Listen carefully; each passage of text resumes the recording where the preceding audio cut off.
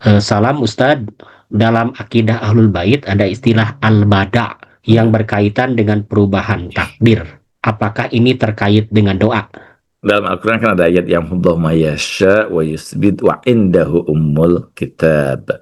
Allah menghapuskan satu ketetapan dan menetapkan ketetapan yang lainnya. Dan pada Allah ada ummul kitab. Jadi ada hal-hal yang membuat Allah Subhanahu wa taala merubah ketetapan itu ya. Yang seharusnya mungkin ketetapannya itu ada sesuatu yang tidak baik, tapi karena doa-doa kita, Allah Subhanahu wa taala kemudian merubah ketetapan itu. Ketetapan itu tentu ditetapkan berdasarkan tindakan-tindakan kita. Tapi ketika istighfar adalah air yang membasahi kemudian dan membersihkan kotoran-kotoran yang tadinya mestinya menjadi ketetapan takdir yang jelek untuk kita ya.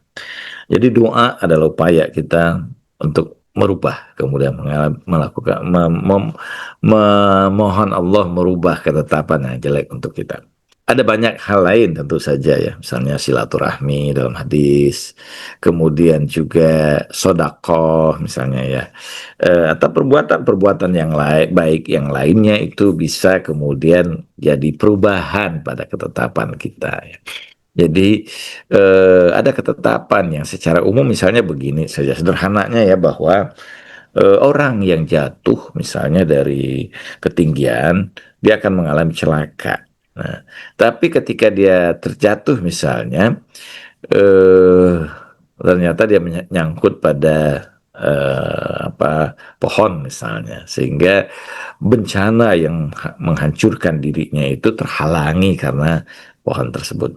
Demikian juga bahwa karena tadinya mestinya dalam konteks hukum ya material dia akan mengalami celaka, tapi karena doa yang disampaikan atau doa dari orang tua kita terhadap kita, hal yang celaka itu kemudian dialihkan atau dijauhkan Allah kepada diri kita, dan itu terjadi setiap saat ya. Sayangnya kita kadang-kadang tidak mengetahui hal itu ya, gitu. Ada banyak sekali kadang-kadang kita tidak tahu dalam perjalanan kita ini yang dalam hukum logika mestinya kita mengalami celaka, tapi ternyata kita baik-baik saja.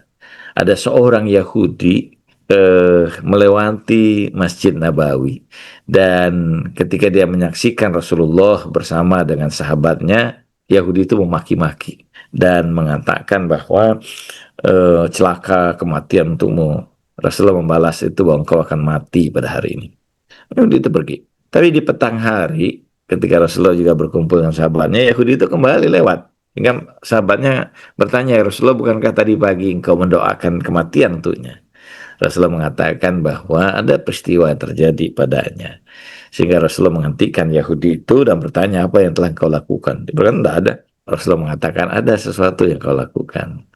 Kemudian Rasulullah meminta dia untuk menurunkan kemudian keranjang kayunya, karena dia membawa kayu-kayu, dan ternyata di balik kayu yang tertumpuk itu ada seekor ular. Rasulullah mengatakan bahwa apa tadi pagi yang kau lakukan? Dia mengatakan, saya pergi dari sini dan ketika saya sedang mencari kayu ada orang yang kelaparan. Saya membawa bekal dari istri saya dan saya berikan bekal itu kepada orang yang kelaparan itu. Rasulullah mengatakan itulah yang menyelamatkan dirimu. Seandainya itu tidak kau lakukan, ular ini akan sudah mematukmu, menyebabkan kau mati pada hari ini. Jadi ada hal-hal yang dalam konteks tertentu ya yang menyelamatkan kita, termasuk doa di dalamnya. Baik, kita masuk pertanyaan kedua masih dari Saris. Memohon didoakan kepada orang yang sudah wafat dan di kuburannya. Misal di kuburan Nabi, Ahlul Bait, dan wali-wali. Mohon pencerahannya. Ya, kita itu berpikir bahwa orang yang sudah mati itu mereka tidak bisa melakukan apapun ya. Ini sebuah kesalahan ya.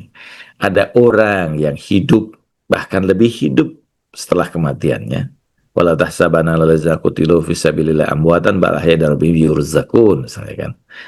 Mereka hidup di sisi Allah bahkan mendapatkan rezeki yang tidak terputus ya. Mereka yang bebas ya setelah kematiannya. eh, menyaksikan kemudian wakul imalu fasarallahu amalakum rasulullah wal mu'minun. Maka beramal baiklah kamu insya Allah Rasulnya dan orang beriman yang telah meninggal dunia itu menyaksikan perbuatan kamu. Ada banyak hal yang menunjukkan bahwa ada banyak orang yang sebenarnya kematian itu justru menghidupkan mereka. Lebih hidup ketika mereka dibandingkan kehidupan mereka di dunia. Walaupun ada banyak orang yang kematian itu membuat dirinya menderita. Rasulullah kan mengatakan bahwa dalam doa itu bahwa kubur itu raudhatun min riyadil jannah atau hufratun min hifaratun niran ya. Kubur itu taman di antara taman surga atau kemudian percikan dari neraka ya. Jadi ada orang yang kemudian mereka senang hidup menyaksikan orang yang hidup di dunia gitu. Dan bahkan bukan hanya menyaksikan, mereka pun dapat membantu orang yang masih hidup di dunia. Rasulullah, para kekasih Allah, mereka memberikan petunjuk ya, berikan arahan, dan bahkan tidak jarang saya temui ya, orang-orang yang di dalam mimpi mereka berjumpa kembali dengan orang tua mereka ya, yang telah meninggal dunia, dan orang tua mereka memberikan pesan tertentu pada mereka yang benar itu dalam kenyataannya ya. Jadi eh, ada satu kisah menarik, kisah yang saya kenal sekali ya. Eh, jadi ini ada ibu-ibu yang udah tua ya. Suaminya sudah meninggal dunia dan ada anggota keluarganya yang datang mendatangi dirinya. Dia seperti biasa baik, seorang perempuan yang sangat baik ya, soleha, membantu dan sebagainya. Eh, tapi kemudian orang ini datang keluar, masih anggota keluarga ini datang ya, dan kemudian ya datang dan kemudian berkunjung biasa menanyakan keadaannya, kemudian pergi.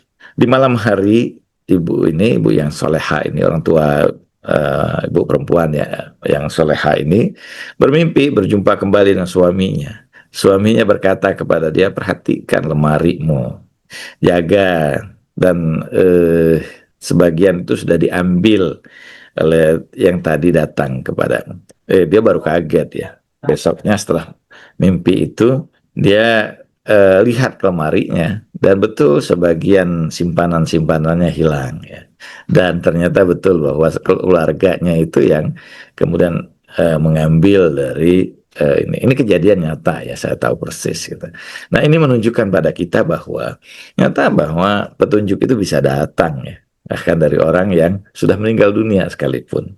Jadi kita berpikir selama ini sangat materialistis sekali ya, bahwa orang meninggal itu sudah mati, tidak bisa berbuat apapun dan selesai gitu ya. Padahal justru di antara keimanan yang paling penting yu'minuna bil ghaib ya. Beriman pada hal-hal yang gaib ini.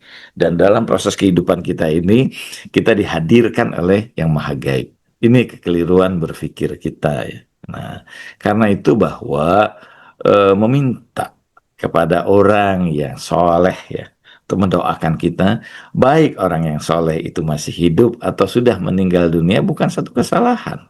Kita memohon pada Rasulullah, kita memohon pada Ahlul Bait, kita memohon para kekasih-kekasih Allah untuk mendoakan kita, memberikan petunjuk kita.